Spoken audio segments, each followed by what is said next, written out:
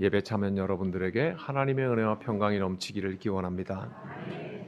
우리가 읽은 본문 앞에 2절에서 예수님께서는 얘들아 세상이 좀 이상하다 이렇게 말씀하고 계십니다. 제자가 그 선생보다 또는 종이 그 상전보다 높지 못하나니 제자가 그 선생 같고 종이 그 상전 같으면 족하도다.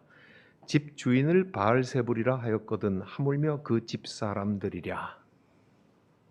이게 유대인식의 화법이기 때문에 우리식의 이해로 읽으려고 하면은 알 것 같기도 하고 아닌 것 같기도 하고 그리고 그 뒤에 말하고 연결이 애매하기도 하고 그렇습니다. 그러니 이 말은 히브리인식으로 말을 하면 이런 겁니다. 스승을 때리니 제자도 때릴 거다 이 말입니다. 그러니 얘들아 세상이 이상하다. 스승을 치니 제자도 칠 거다. 그렇게 말씀을 하고 계십니다.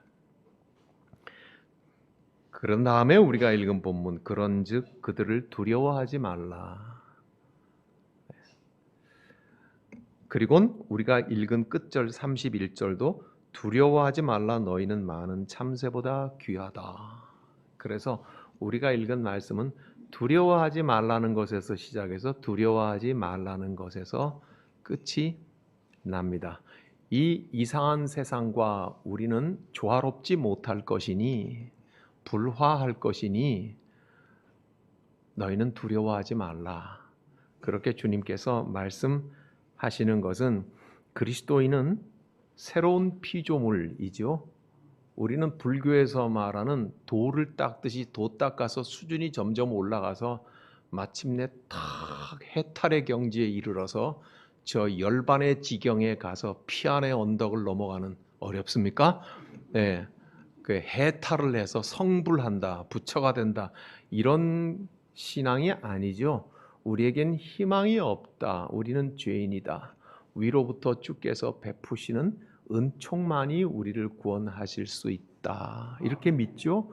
그러니까 우리는 우리가 열심히 도덕적으로 노력해서 성불한다 이런 게 아니죠. 그러니까 우리는 새로운 피조물이라고 성경이 말하고 있잖아요. 그런즉 너희는 새로운 창조물이다. 구원받은 그리스도인에 대해서 이렇게 말씀하고 있으니 너희는 결코 뒤돌아갈 수 없다. 너희는 다시 추락하여 살아갈 수 없다고 우리 주님께서 말씀하시니 두려워하지 말고 세상과 직면하라고 그렇게 말씀하고 계시는 것이죠. 그림을 한번 좀 보실래요? 멋있죠? 네. 저 영화 제목이 잭 리처인데 저 톰 크루즈 잘생긴 주인공이 잭 리처로 나옵니다. 그런데 그 밑에 저 제목이 우리의 눈길을 끕니다. 뭐라고 되어 있습니까? Never go back. 이거 잘 읽어야 됩니다. Never 고백하면 절대로 고백하지 않는다 이런 말이 되는 거예요. 근데 그게 아니고 Never go back. 노빠꾸란 말 아십니까 혹시? 예. 그러니까 잭 리처가 주인공으로 나오는 스토리인데 노빠꾸다.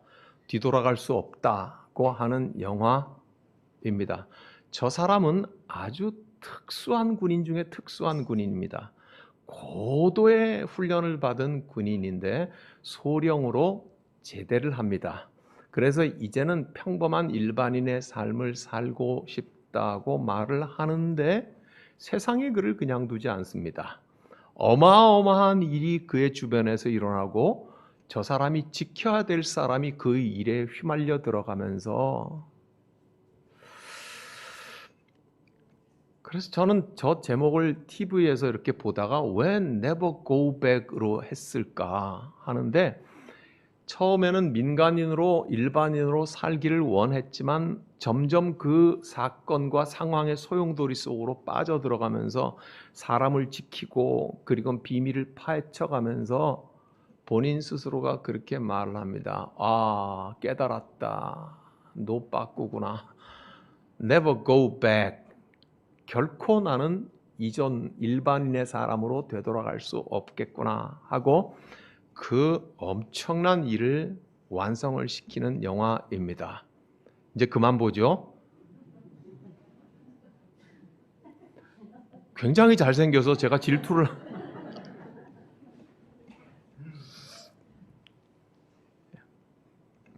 저걸 보면서 그 스스로 나는 되돌아갈 수 없구나, 이 삶을 계속 갈 수밖에 없구나 하면서 힘을 내어서 그 상황을 돌파하는 것을 보면서 나는 그리스도인의 삶이 저기에 투영되어 있다, 그렇게 보이는 거죠. 거듭난 그리스도인, 제대로 믿는 그리스도인이라면 우리는 결코 뒤로 돌아갈 수 없는 사람들이라는 것 더 이상 말하지 않아도 알겠죠. 성경에서 우리에게 그렇게 말하고 있습니다. 이집트에서 430년 동안 노예였던 백성을 하나님께서는 홍해 바다를 가르시면서 이끌어내시죠. 구원의 상징 아닙니까? 그래서 광야의 40년을 거쳐 가나안 땅으로 들어가게 하십니다. 이스라엘 백성 무리들은 모두가 다 배도 고팠고 목도 말랐고 사막이 싫었습니다. 그래서 뒤돌아가려고 불평도 하지만 하나님께서는 저들에게 무엇을 주시며 인도하십니까? 만나와 메추라기와 불기둥과 구름기둥으로 저들의 신발이 헤어지지 않고 옷이 낡아지지 않게 40년을 광야 가운데서 이끌어 가십니다. Never go back. 그들은 결코 뒤돌아갈 수 없었습니다. 신약 성경에 와서 예수님을 따르던 제자들을 생각해 보십시오. 우선 12명의 제자를 생각해 보십시오. 베드로는 예수를 따르는데 위기도 겪습니다. 나 예수 모른다고 3번이나 재판 현장에서 부인하기도 하고, 예수가 십자가에 못 박힐 때에 제자들은 모조리 다 도망치기도 했습니다. 그럼에도 불구하고 예수 그리스도 부활하셔서 베드로를 해변가에 만나셔서 눈을 바로 보시며 그렇게 물으시죠. 네가 나를 사랑하느냐? 3번을 거듭 물으시죠. 베드로는 3번을 부인했어요. 근데 예수께서는 3번을 거듭해서 물으시죠. 괴로움에 가득 찬 베드로는 결국 뭐라고 말합니까?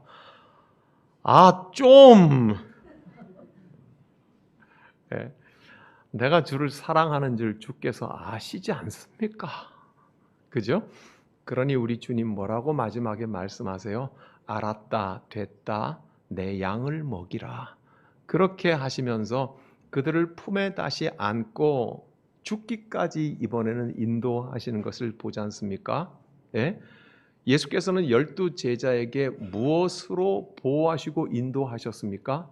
예수님의 그 존재 자체, 내가 너와 함께 같이 가고 있지 않느냐. 그죠? 우리도 그랬으면 좋겠죠. 그리고 주님께서는 끊임없이 말씀하셨죠. 하나님의 말씀을 하셨죠. 그리고는 사건을 일으키셨죠. 병든 자를 고치시고 죄인과 함께 하시는 그 장면들의 사건을 통하여서 제자들의 믿음을 격려하시면서 마침내 순교의 자리까지 이끌어 가시지 않습니까? 오늘 교회는 어떻습니까? 우리에게는 어떤 것으로 주님께서 말씀하시고 동행하시며 우리를 북돋워 주십니까? 우리에게는 예수 그리스도도 없잖아요. 불기둥과 구름기둥도 없잖아요. 정말 그런가요? 예수 그리스도의 영이신 성령께서 우리 각 사람 속에 살아 계시잖아요. 너희 몸이 성령이 거하시는 전임을 알지 못하느냐? 사도 바울은 고린도 교회를 향하여서 그렇게 말하잖아요. 너희 각 사람 속에 성령님께서 내주하고 계시는 것, 예수의 영이 계시는 것을 알지 못하느냐? 우리에게 예수가 없다고요? 우리에게는 불기둥과 구름기둥이 없다고요? 교회가 그것이 없으면 무엇으로 이 사막 같은 땅을 살아갈 수 있습니까? 교회에게 성령 예수가 없으면은 어떻게 지난 2000년 동안 우리는 존재할 수 있었습니까? 성경을 없애려고 하고 교회를 박해하려고 하고, 그리고 심지어는 교회를 달콤한 것으로 유혹해서 진리 아닌 비진리의 것으로 인도해 가면서 교회를 생매장해 버리려고 하는 악한 권세의 시도에 예수 그리스도께서 우리에게 계시지 않으면 교회가 어떻게 존재할 수 있습니까? 예수 그리스도께서 계시지 않으면 회개하고 그리스도인이 된 지 20년, 30년, 50년, 60년이 된 예수 그리스도의 사람 여러분들을 어떻게 오늘 이 자리에 오게 할 수 있습니까? 우리에게는 예수의 영이신 성령께서 계십니다. 그리고는 말씀을 묵상할 때마다 주님의 음성을 듣는 귀를 열어주셨고요. 그리고는 우리의 하루의 생활, 1년의 삶, 30년, 50년의 삶 속에 크고 작게 일으키시는 그 사건을 통하여서 말씀하시는 하나님을 우리가 보면서 살아가지 않습니까? 그러므로 오늘 교회는, 오늘 그리스도인은, 오늘 저와 여러분들은 시대만 다를 뿐이지 출애굽의 이스라엘 백성들과도 같고, 그리고 예수 그리스도와 함께 동행했던 12 제자와도 같은 하나님의 임재 속에서 우리는 살아가고 있습니다. 시대는 다르지만 하나님께서 우리와 함께하고 계시는 하나님의 임재와 현존을 우리는 경험하며 살아가고 있습니다. 그러므로 이스라엘 백성들이 광야에서 애굽으로 다시 돌아갈 수 없었던 것처럼 예수의 12 제자들이 의심하며 흔들리면서도 결코 뒤돌아갈 수 없었던 것처럼 오늘 교회와 그리스도인들 구원받은 하나님의 사람들은 결코 뒤돌아갈 수 없는 것은 똑같습니다. 믿습니까, 여러분? 그러면서 우리 주님은 이렇게 말씀하십니다. 두려워하지 말라. 감추인 것이 드러나지 않을 것이 없고 숨은 것이 알려지지 않을 것이 없다. 한마디로 요약하면 무엇입니까? 진리는 결국 다 드러나게 되어 있다. 진리는 드러날 수밖에 없다. 진리는 무엇입니까? 하나님의 말씀이고 하나님은 말씀으로 세상을 창조하셨으니 하나님 그 자신의 계시인 거죠. 하나님이 자신을 드러내신 것이죠. 그죠? 하나님이 자신을 드러낸 것은 결코 어떤 것으로도 덮을 수 없고 덮일 수도 없이 결국은 다 드러나게 될 것이다. 그러니 너희는 나팔 소리가 되어라. 27절. 내가 너희에게 어두운 데서 이르는 것을 광명한 데서 말하며 너희가 귓속말로 듣는 것을 집 위에서 전파하라. 한 줄로 요약하면 그러므로 너희는 나팔 소리가 되어라, 이 말씀입니다. 하나님께서 이 땅에 빛을 보내신 것은 예수 그리스도시라고 요한복음에 말을 하죠. 빛이 이 땅에 오니까 무엇이 물러갑니까? 어둠이 물러가고 그 어둠 속에서 세워졌던 어둠의 왕국도 다 무너져 버린다는 얘기입니다. 그렇죠? 그래서 요한은 말하기를 깊은 묵상과 성령의 감동에 예수 그리스도가 이 땅에 빛으로 오셨다고 하는 것은 이 어둠의 왕국이 어둠 속에서 하나님은 못 보시겠지, 하나님은 모르시겠지, 하나님은 알지도 못할 거야, 하나님에게 대항할 수 있는 어둠의 바벨탑을 만들어야지 하고 쌓아놓았던 어둠 속의 모든 왕국들이 빛이 오시니까 다 드러나게 되더라, 이 말입니다. 하나님의 계시가 있는 곳에, 즉 진리가 있는 곳에 감추인 것이 드러나지 않을 것이 없고 숨은 것이 알려지지 않을 것이 없으니 너희는 나팔을 불어라. 두려워하지 말고 나팔을 불어라. 그 말씀인 것이죠. 세상이 숨기려는 것은 빛이 오면 결국은 다 드러난다. 세상이 숨기려고 감추려고 하는 것은 진리가 그 속에 들어가게 되면 반드시 다 드러난다. 20세기 심리학의 위대한 발견 중에 하나가 도널드 위니콧이라고 하는 소아과 의사가 있는데 이 사람이 정신분석학자입니다. 이분이 하는 것 중에 이런 게 있어요. 인간에게는 자기 자신을 자아라고 하잖아요. 그죠? 스스로 나라는 뜻이니까 자아인데 이 자아에는 두 가지가 같이 있다. 첫 번째는 참 자아가 있다. 인간이 인간됨, 나의 나됨, 정직함과 선함과 솔직함의 나 자신의 참자아가 있는데 거짓된 자아가 이걸 자꾸 자꾸만 덮기 시작을 하더라. 슬픈데 웃고 나 괜찮아. 무엇이 옳은 것인지를 아는데도 불구하고 나쁜 동무들에게 즐거움이 있어서 얻을 것이 있어서 따라가는 나 자신, 거기에 동의하는 나 자신, 속 사람은 동의하지 않지만 내 손과 발은 동의하는 나 자신, 우리 가운데도 많지요. 나 자신도 그렇고요. 이걸 거짓자라고 말을 하는 거죠. 그래서 참된 자아가 있는데 처음에는 어색하고 죄책감도 갖고 불편해하면서 거짓된 자아가 한꺼풀 두꺼풀 쌓여가기 시작을 하면 이 거짓된 자아가 딱딱하고 여러 층으로 두툼해져서 참된 자아가 이제는 뚫고 나오는 것 자체를 아예 억눌러 버리는 사람이 된다. 정신분열이죠. 일종의.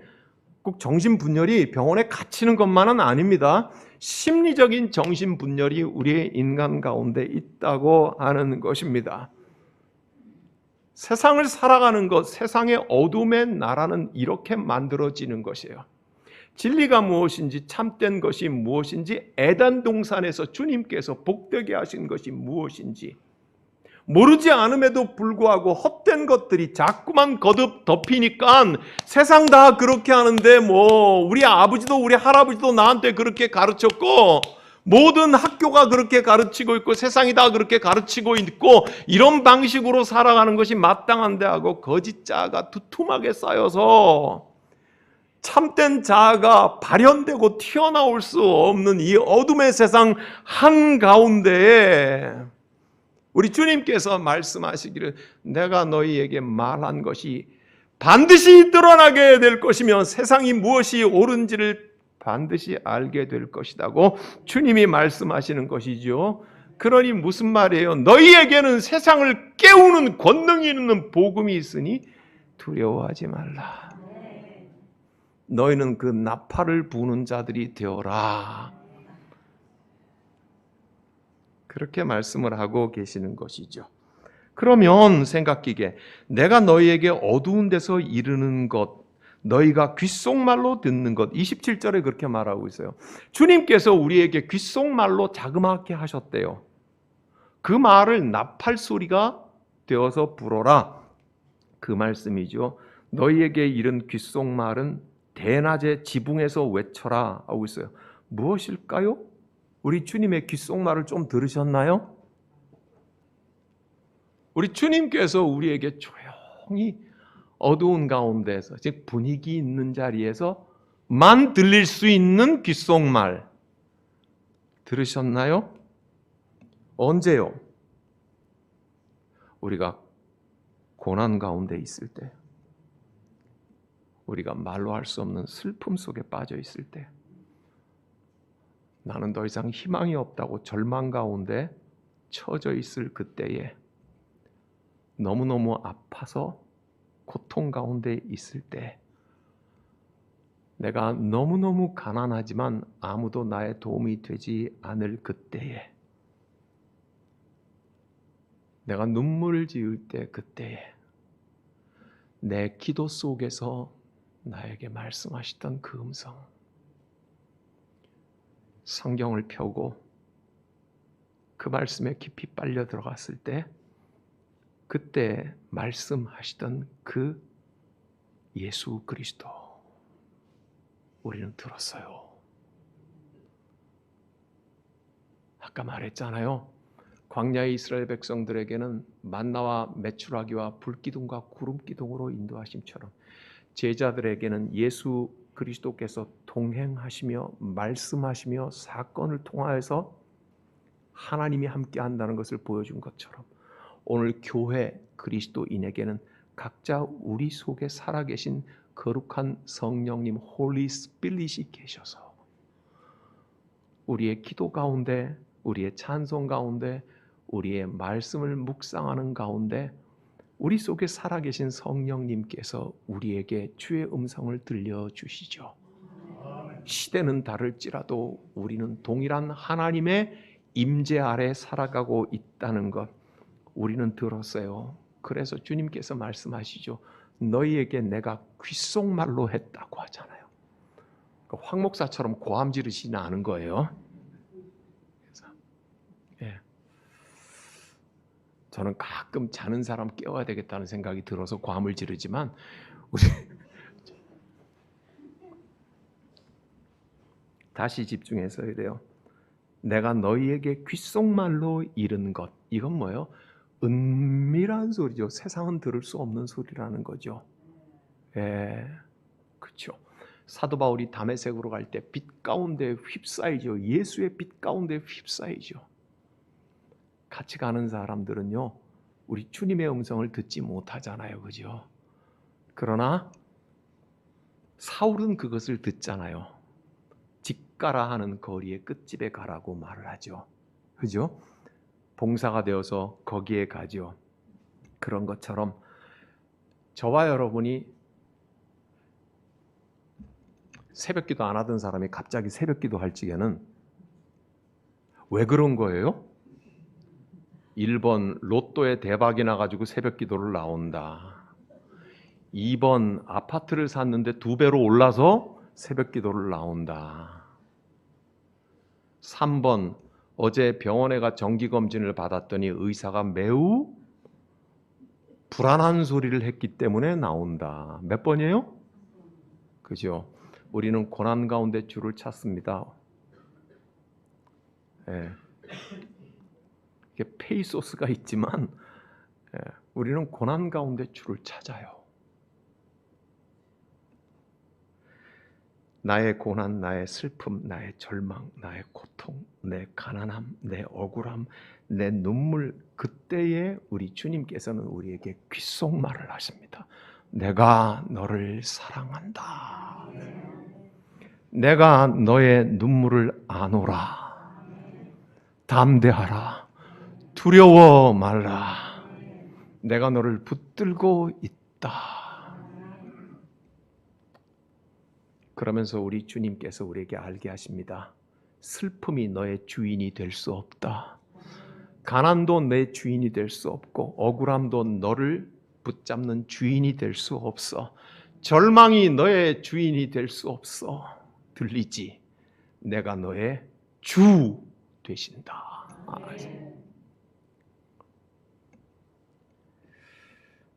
고난이 죽일 수 없는 영적인 사람들이 너무너무 많죠.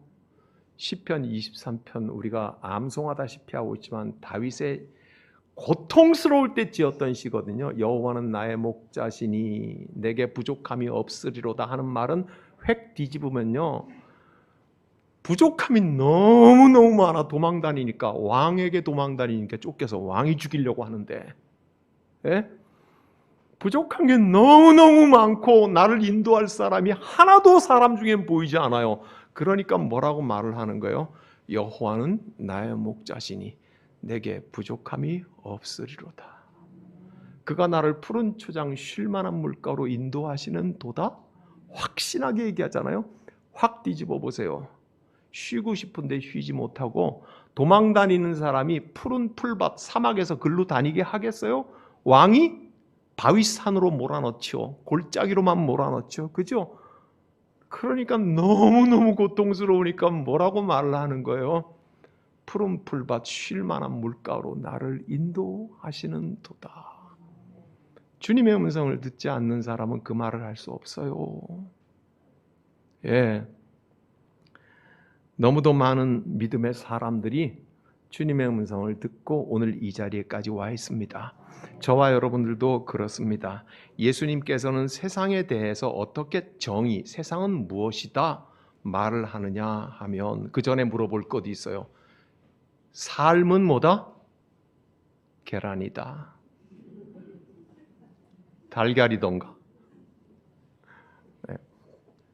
예수님께서 세상에 대해서 뭐라고 정의를 내리시나요?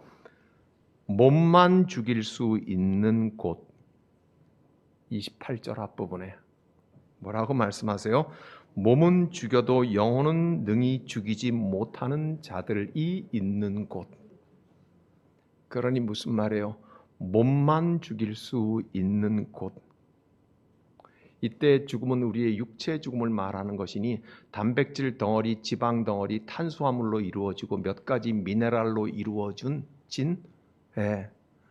요새 물가가 올라서 좀 올랐는지 모르지만 우리 인간을 성분별로 다 분석을 하면은 20년 전인가에 84만 원어치라 그러더라고요. 예. 요새는 올라서 한 150만 원 되려나 모르겠습니다만 그 죽음을 말하는 겁니다. 예? 사르크스, 우리의 육체의 죽음. 그것만 할 수 있는 이 세상 두려워하지 말아라. 주의 귓속말이 들립니까? 두려워하지 말아라.